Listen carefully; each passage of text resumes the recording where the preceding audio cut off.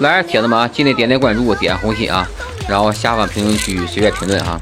我现在位置是在瓦房店市红沿河，现在是满地的蛏子啊，不知道啥原因，全是蛏苗，非常小，有的死，有的活的啊，有的带肉，有的不带肉的，非常的多。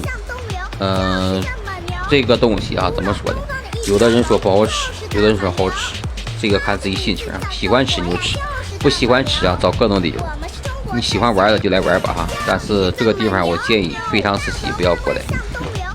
今年估计这红沿河的蛏子能多啊。下方评论区你们随便评论，我不做回答哈，只能跟你说这蛏子有好的有坏的。好，喜欢的就给点点关注哈。